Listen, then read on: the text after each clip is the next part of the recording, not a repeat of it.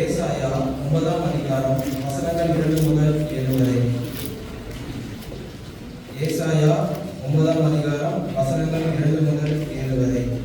இருளில் நடக்கிற ஜனங்கள் பெரிய வெளிச்சத்தை கண்டார்கள். மரண இருளின் தேசத்தில் குடியிருக்கிறவர்கள் மேல் வெளிச்சம் பிரகாசித்தது. அந்த ஜாதியை திரளாக்கி அதற்கு மகிழ்ச்சியை பெருக பண்ணினேன். அறிவில் மகிழ்கிறது போலவும் கொள்ளையை பங்கிட்டுக் கொள்ளுகையில் களி கூறுகிறது போலவும் உமக்கு முன்பாக வருகிறார்கள். மீதியானியரின் நாளில் நடந்தது போல அவர்கள் சுமந்த நுகத்தடியையும் அவர்கள் தோளின் மேல் இருந்த விளாற்றையும் அவர்கள் ஆளோட்டியும் போலையும் குறித்து போட்டீர்.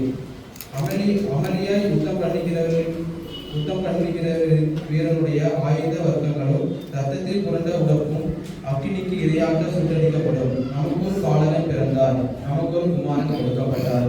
கர்த்தத்துவம் அவர் தோளின் மேல் இருக்கும். அவர் நாமம் அதிசயமானவர், ஆலோசனை கர்த்தா, வல்லமையுள்ள தேவன், நித்திய பிதா, சமாதான பிரபு எனப்படும்.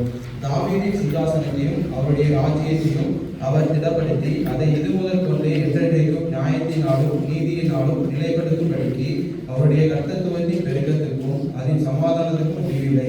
சேனைகளின் கர்த்தருடைய வைராக்கியம் இதை செய்யும் என்பதை வாசிக்கும்படியாக தெரிந்து கொள்ளப்பட்ட திருமறை பாடம் வாசித்து முடித்தார்கள். தேவனே உனக்கே மகிமை உண்டாவதாக.